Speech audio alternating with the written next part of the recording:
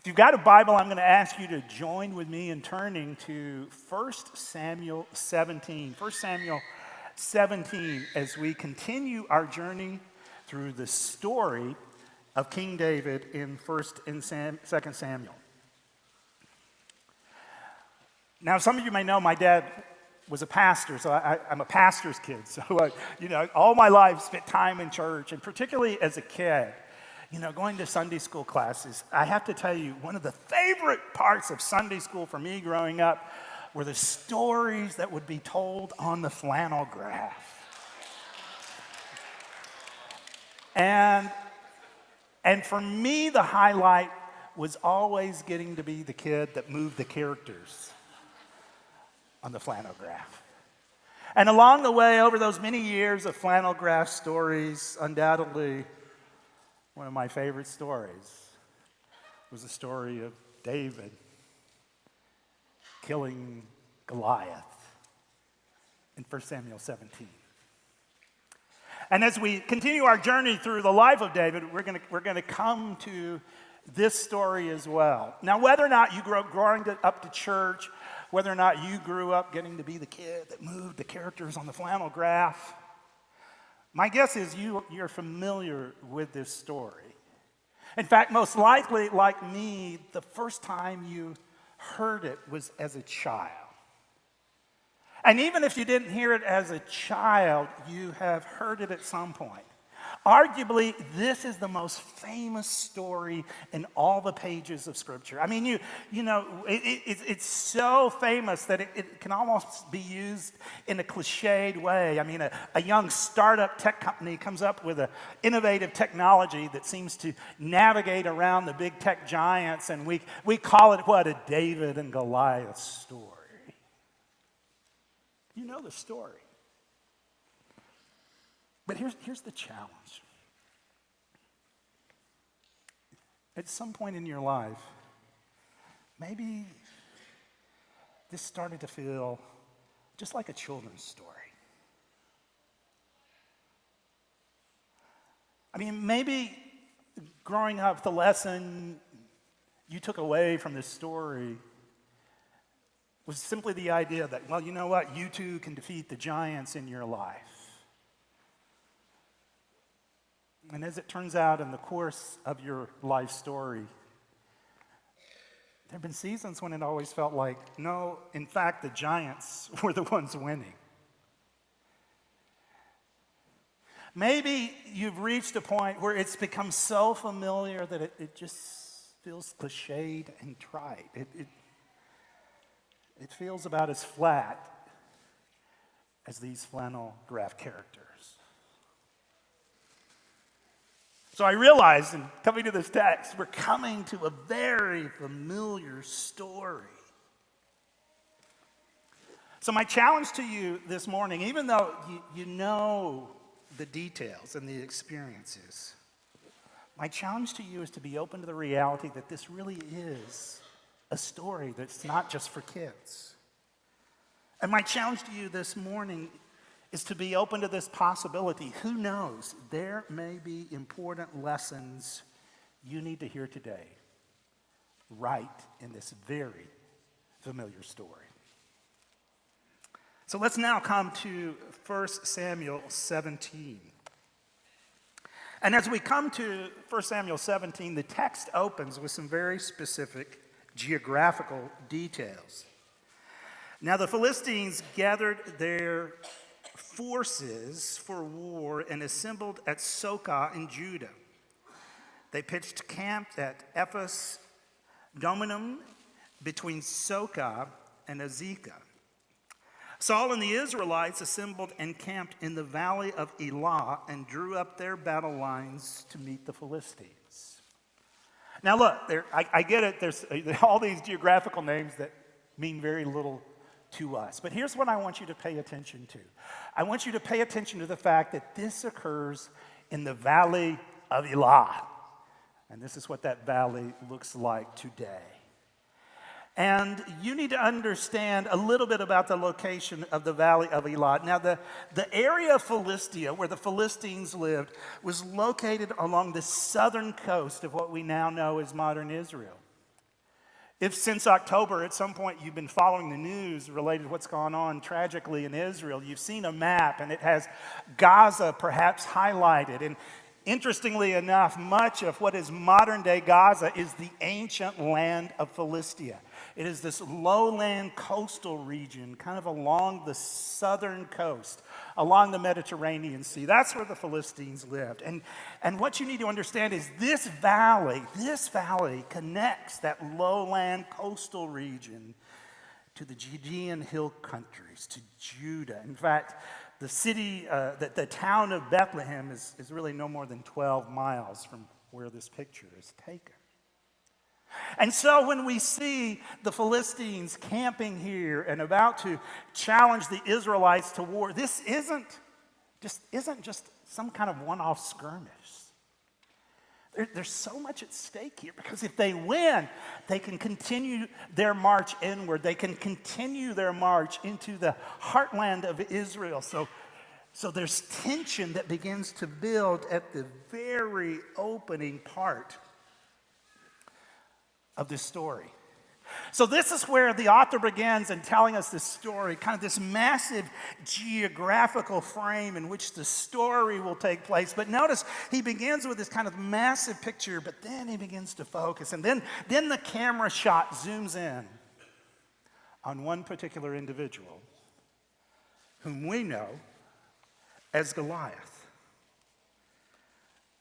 We pick up in Verse 4, a champion named Goliath, who was from Gath, came out of the Philistine camp. His height was 6 cubits and a span. Now, some ancient copies of 1 Samuel actually have his height at 4 cubits and a span. So there's some debate about how tall he actually was. But the bottom line is this guy was huge. He was a giant.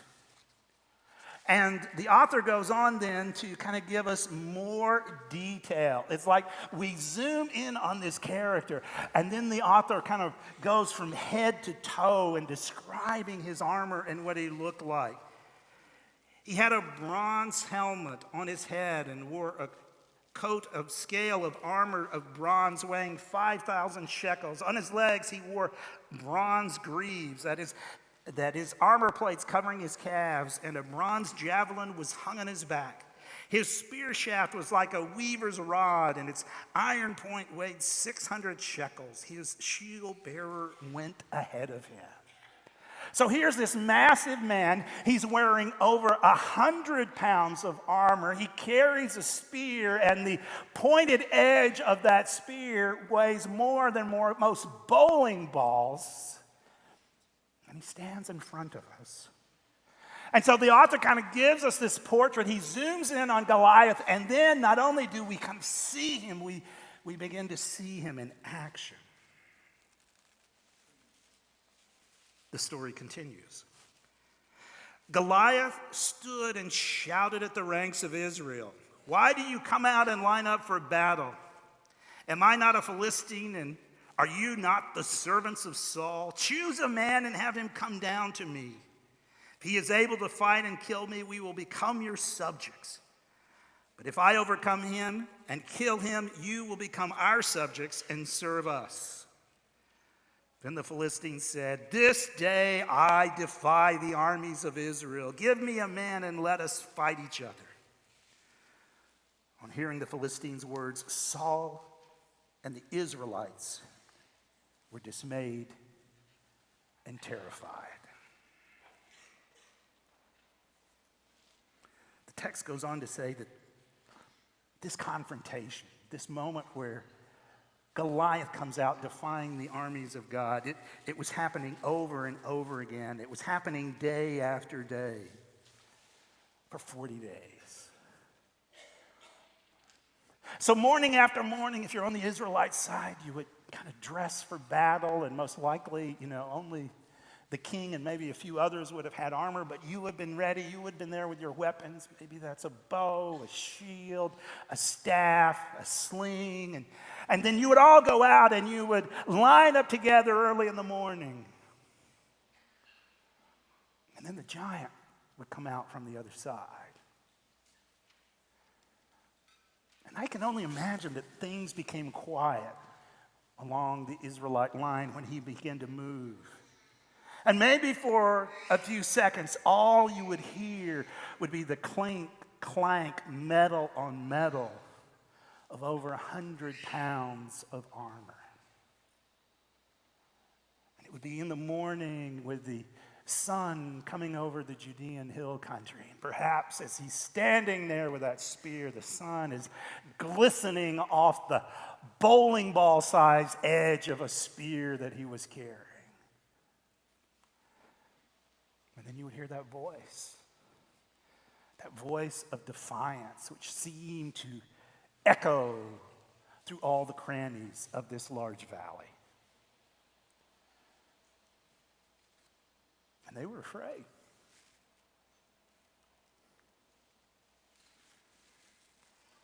And notice how the author tells the story. I think this is so provocative because, in essence, remember what he does. He starts with this giant panorama of this huge valley, and then it's like he takes us by the hand and says, in the midst of this valley, he takes us right out into the battlefield, and we're standing in front of this guy, and we're forced to observe him from head to toe in all this armor, and then we're forced to hear him defy the armies of Israel, and it's like the author is saying to us, okay, so what do you see? And I'm like, you know what, all I see is this giant.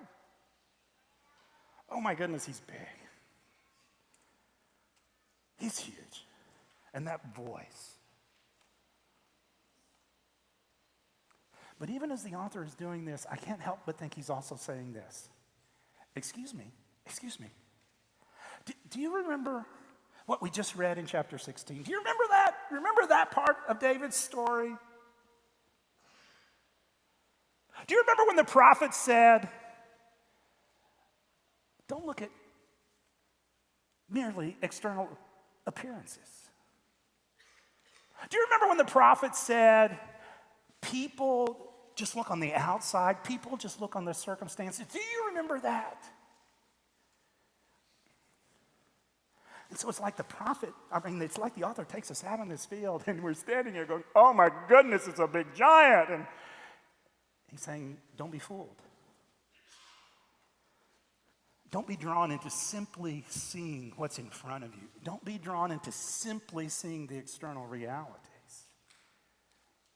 Because there's more, much more to the story. Don't forget the deeper reality of God's character and his faithfulness to his promises. One author has made this provocative statement, which I find helpful, and that is this: what you focus on determines what you miss. Isn't that provocative? What you focus on determines what you miss. And in essence, the author has kind of zoomed in on Goliath. He's brought us out into the middle of that field in the valley of Elah, and he says, look, I know it's going to be easy for you to only see Goliath, but if you only focus on Goliath, there is so much to this that you are missing. But tragically, there were some who fell for the trap of only seeing the giant.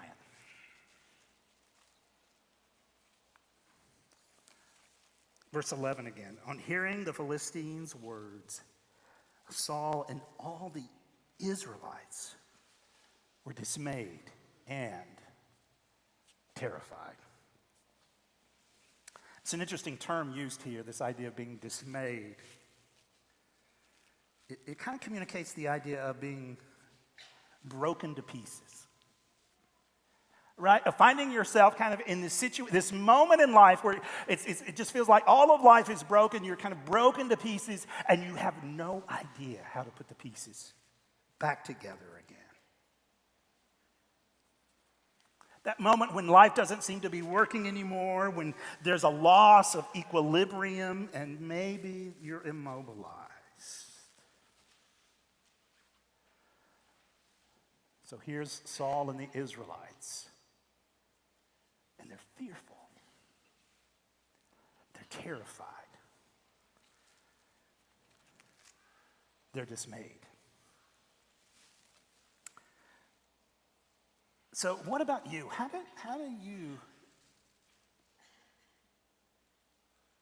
do you handle those situations? A question I like to ask is this: what's your fear reflex?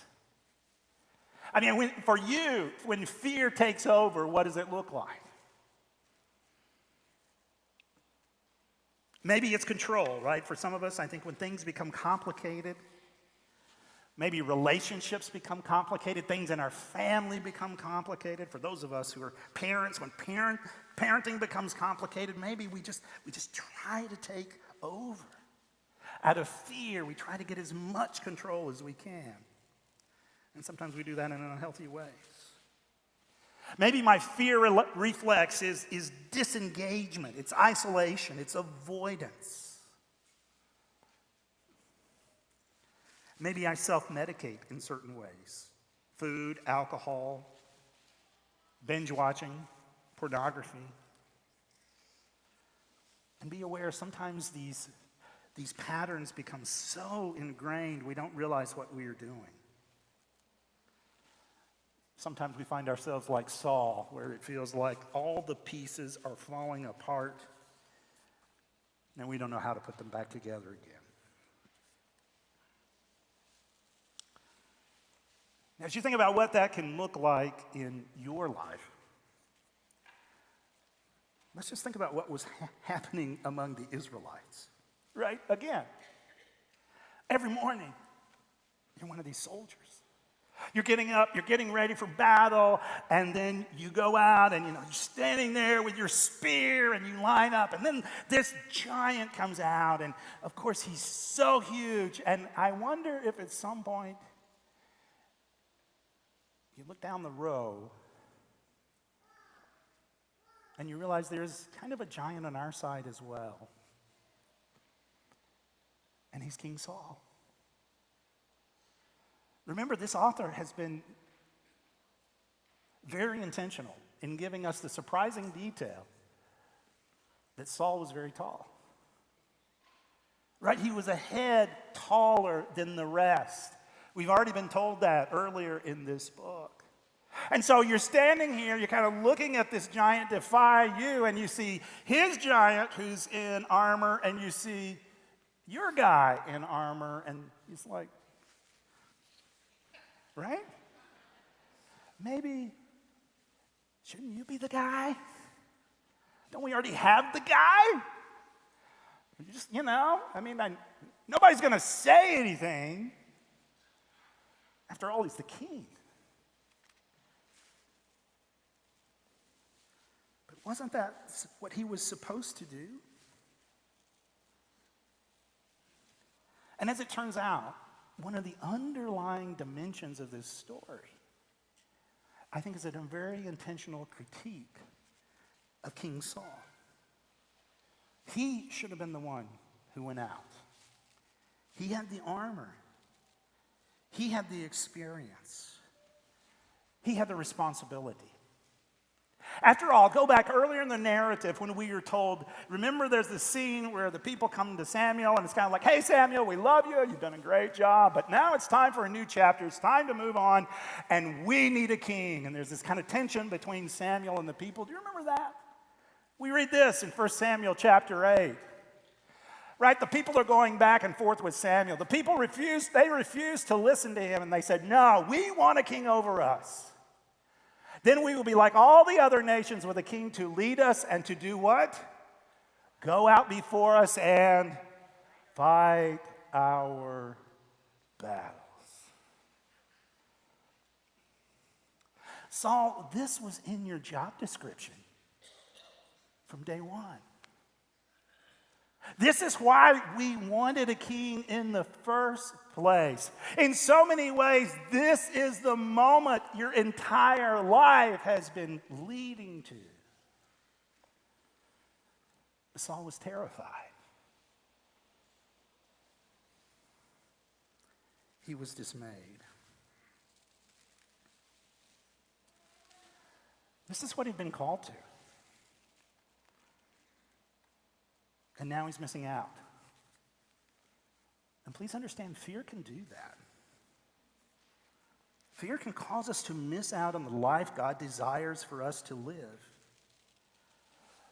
And I think as that happens, fear limits our experience of God's faithfulness. Saul, you have been called for this very type of situation. Even the physical attributes that God gave you scream, this is the moment for you to act in obedience. But that will not be his experience. Saul, your fear means you are going to miss out on experiencing God's faithfulness as he had intended. He will achieve victory today, but it won't be through you. So fear is at work in Saul's life. And notice just the way fear works its way out. I think it's immobilizing, right? It can lead us to passivity. It causes him to neglect his responsibilities. And I think we also have to wrestle with, I think in a real sense, fear and anxiety. They're contagious. As the author tells the story, it's Saul and the Israelites who are now fearful and terrified. And we need to understand when fear takes grip in our lives in unhealthy ways, it will affect the people around us. For those of us who are in positions of leadership, for those of us who are parents, we need to understand this. Fear will work its way out. It is contagious. It does affect others. But then the scene shifts, right? I mean, we're feeling the tension. We've been brought right into the valley, standing in front of David, and we see everyone standing in front of Goliath, and we see everyone trembling in fear. But then the shift focuses, and we now turn to David. And so we continue in 1 Samuel 17. Now, David was the son of an Ephraite named Jesse, who was from Bethlehem in Judah, and Jesse had 8 sons. And in Saul's time, he was very old. So now the scene shifts dramatically to David. And there's a part of us like, well, why that? Well, there's going to be more to the story.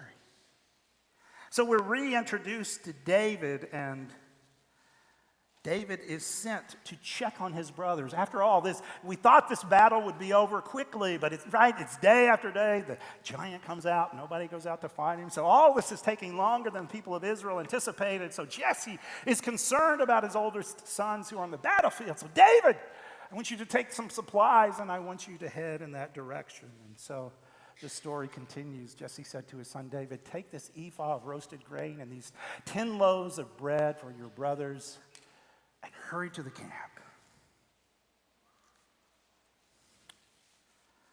So David makes this short journey from Bethlehem, from that area, to the valley of Elah. And he arrives. And in verse 22, we see he leaves his things with the keeper of the supplies, and he runs to the battle lines. And he asks how his brothers are doing. I mentioned this last week, and I'll say it again. I think throughout Samuel, there's this ongoing contrast between David and Saul. In fact, we think about this story as a contrast between David and Goliath, but there's also another dimension to it. I think at a deeper level, it's also the contrast between David and Saul and how they engage their circumstances. And the author of this book does some interesting contrast. For instance, there's an unusual word he's just used here when he talks about the keeper of the supplies.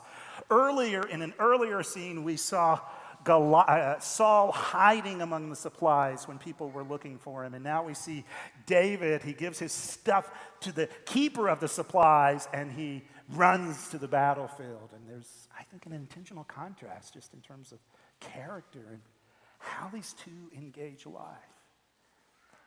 So he drops off the supplies and he runs to the battle line to check up on his brothers. And when he gets to the front lines, he overhears certain conversations, right? Here's what the guys at the front lines were talking about. Now the Israelites had been saying, do you see this man, how this man keeps coming out? He comes out to defy Israel. The king will give great wealth to the man who kills him. He will also give him his daughter in marriage. And he will exempt his family from taxes think about that. Notice again, Saul is acting in fear. And in his fear, he is neglecting his responsibility. So he's now trying to outsource it, right? Maybe I can bribe someone to do what I should be doing as king. And we're told, this is happening over 40 days. And I kind of wonder, this isn't in the text, but I do wonder if it was like, kind of as this all started, Saul says, okay, if you go out and fight the giant, I'm going to give you great wealth. And maybe a week or 2 week passes. Nobody takes him up on the offer. Okay, if you go out and fight the giant, I'm going to give you great wealth and one of my daughters, so you will become part of my family. Maybe another week or 2 passes. Hey, if you go out, I'm not only going to do that, I'm going to also exempt you and your family from taxes in Israel.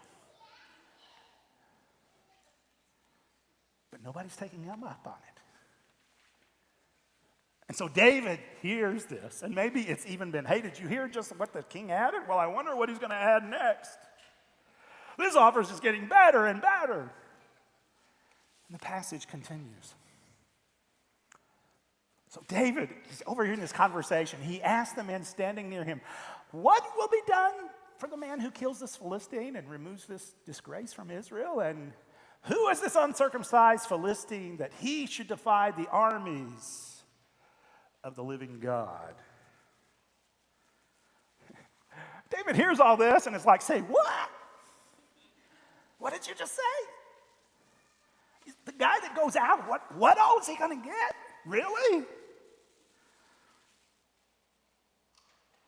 Now pay attention to this. Because remember, in the flow of the narrative of 1 Samuel, we were kind of introduced to the idea of David in chapter 13. When we were told that Saul was being rejected as king because of his disobedience. In chapter 16, we saw David again, but he never says anything. Now it's in chapter 17 that for the first time, his words are recorded. These are the very first words we hear David speak, right? So what's going to be done for the guy that kills this Philistine? And who is this uncircumcised Philistine that he should defy the armies of the living God?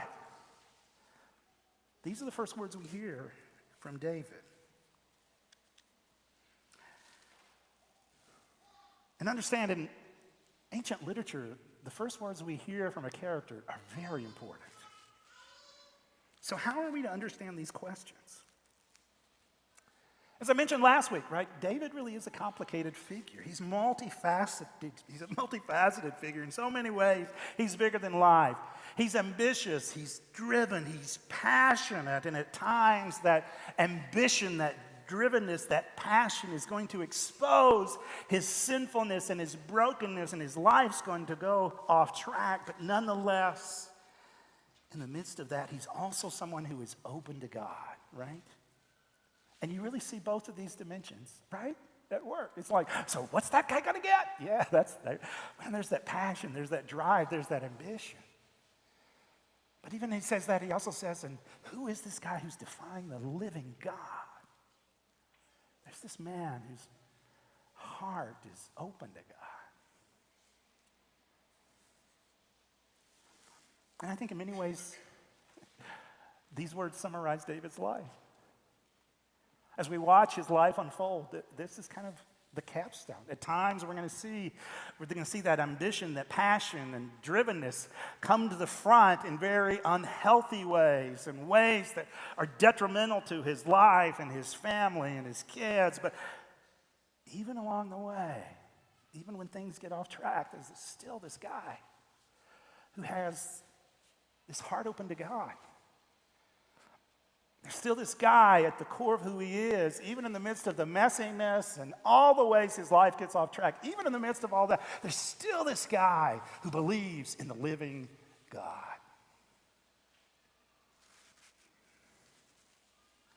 So as I said last week, right, you don't need a perfect heart. You need an open heart. This story is not the story of someone who was perfect. It's the story of someone who had an open heart to God, the living God. And as it turns out, God is truly the hero of this story. So David is interacting with these soldiers, and right, okay, so what? So what's going to happen? Tell me more. And as all of this conversation unfolds, his brother overhears what's going on, and the story continues. When Eliab, David's oldest brother, heard him speaking with the men, he burned with anger at him and asked, "Why have you come down here? And with whom did you leave those few sheep in the wilderness? I know how conceited you are and how wicked your heart is. You came down only to watch the battle." Probably reveals something about the family dynamics in David's household, doesn't it? Big brother critical of little brother, presuming the worst. But I can't help but think about the possibility that maybe there's even an element of conviction. Because remember one other interesting detail the author's already given us? What did he tell us about Eliab? He also was tall.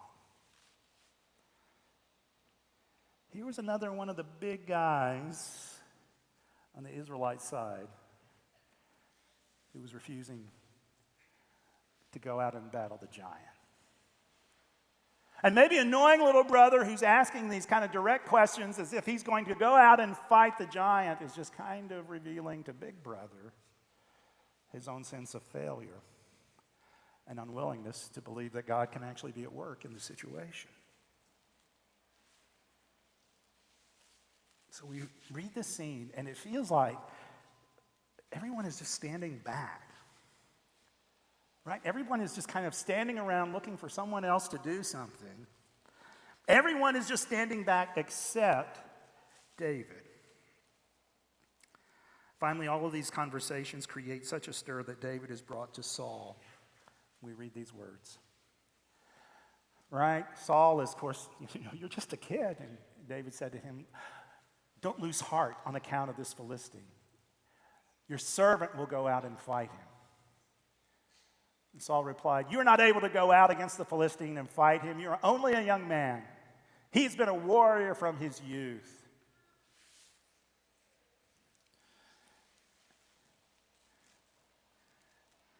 And David goes on to say, "Yes, but." Let me show you the next slide. "Your servant has killed both the lion and the bear. This uncircumcised Philistine will be like one of them, because he has defied the armies of the living God. The Lord who rescued me from the paw of the lion and the paw of the bear will rescue me from the hand of the Philistine." Saul says, look, you're not ready for this. And David goes back to his experience as a shepherd and killing wild animals. And notice he ultimately says, that learning experience that was brought about by and he uses this phrase again, notice this, the living God. That was what God was doing in my life. And so think about it. What have we already learned about David's experience? Really, in chapter 16, we learned, he kept the sheep, but in a real sense, part of the reason he had to keep the sheep, he's the youngest of the family. He's on the lowest rung of the ladder. So whenever anybody had to do this, it's always going to be David. David always got the worst job. David was always with the sheep. In fact, did you notice what his older brother had said when David shows up? "Who's keeping the sheep now?" It's almost like, hey, you were the guy at the bottom of the ladder. If you're not keeping the sheep, who's keeping the sheep? The reality is that experience at times of keeping the sheep was kind of the result of the fact he's the least important guy in the family. He's the outcast in the family. He's the younger brother.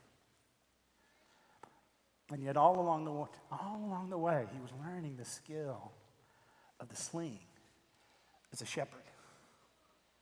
And don't be fooled. It's not this little boop that he was playing with. In the hands of a skilled warrior. This sling was dangerous.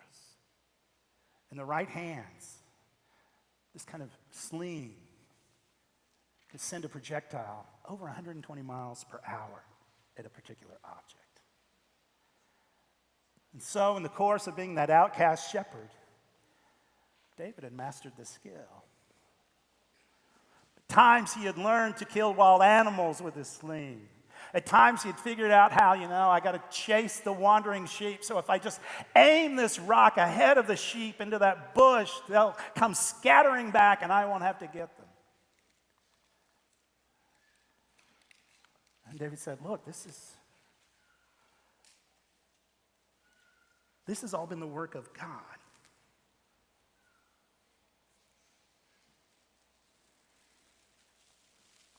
So in the midst of this situation, it's David who sees things differently.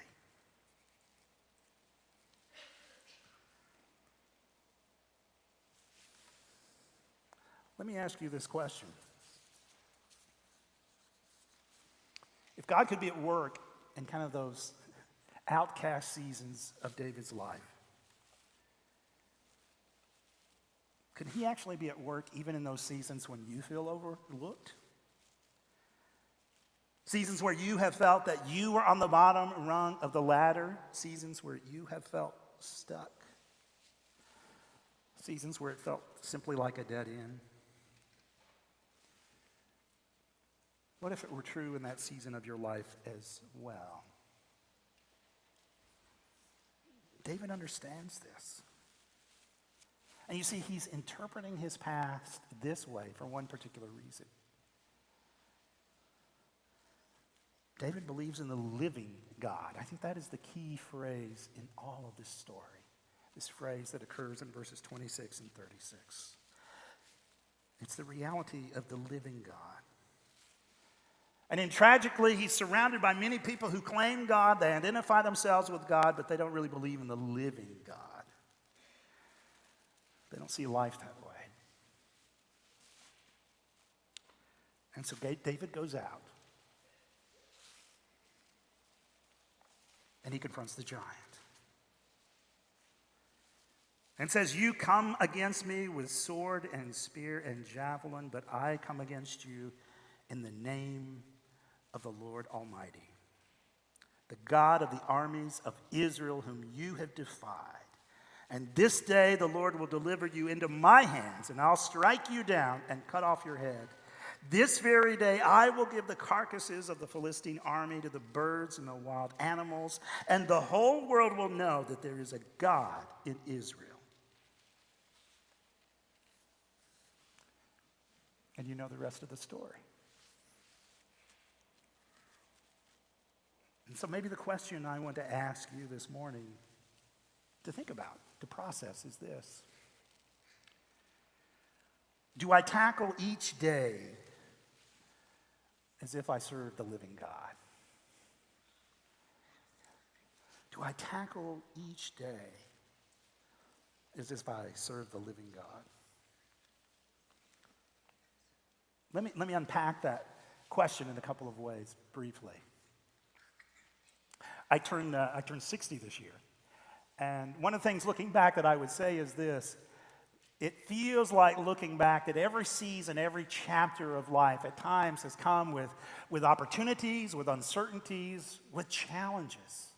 And that's just a part of human experience. So it's like with every chapter of your life, you get this bag of marbles and you roll them out on the floor, and some you can grab and some you can control, but others are always getting away. And just when you think you've got the time and the effort and the ability to control them all, you hit a new season, something else happens, and somebody else rolls a bag of marbles out onto the floor, and the whole thing happens again.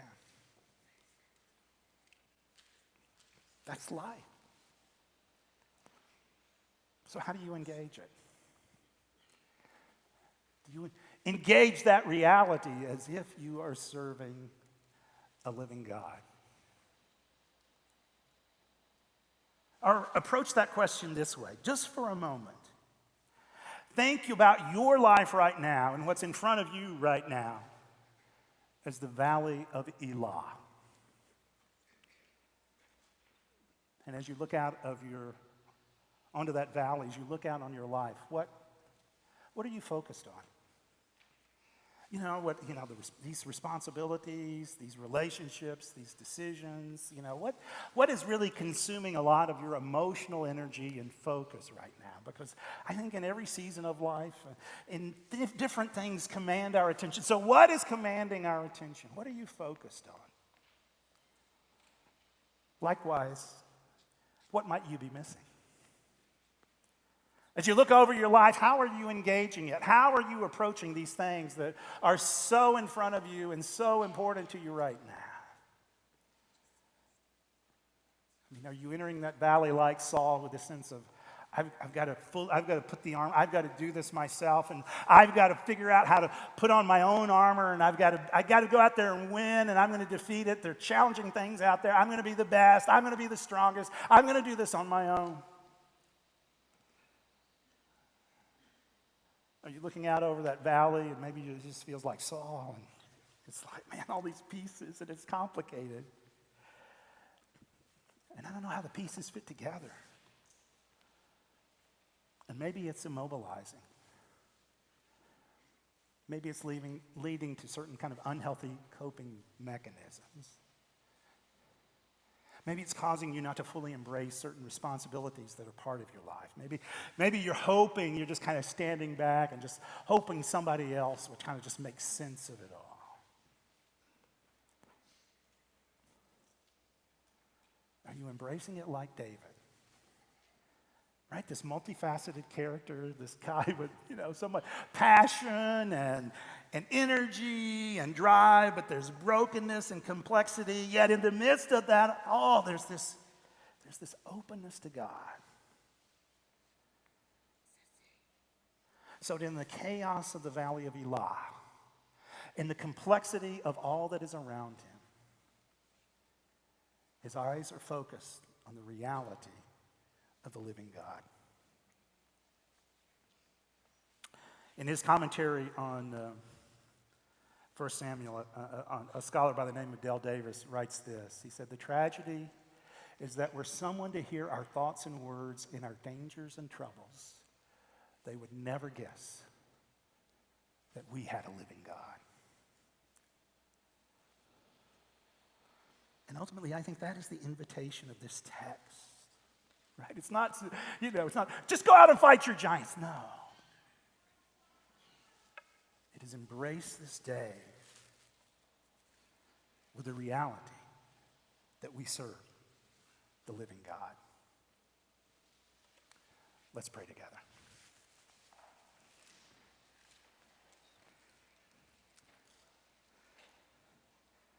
Gracious God, we come to this very familiar story, and we've all known it, most of us, from the time we were kids, and yet it's more than a children's story.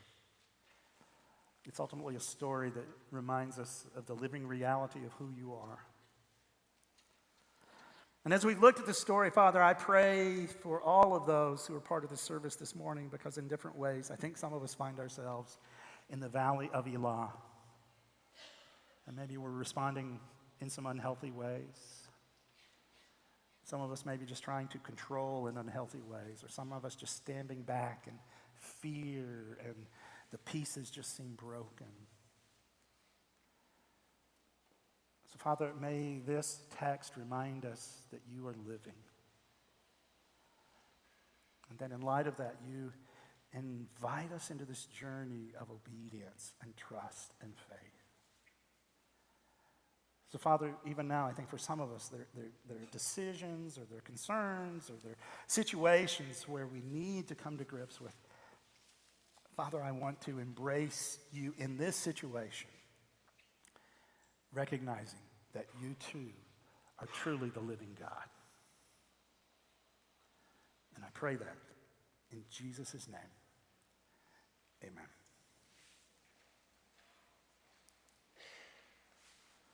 Again, I want to thank you for joining us.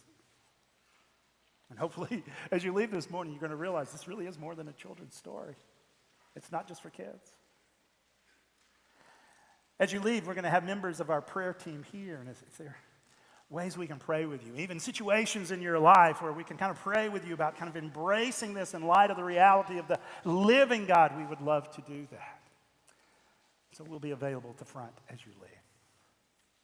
And now as you go, whatever is in front of you, whatever your valley of Elah looks like, may this familiar story remind you that we truly serve the living God.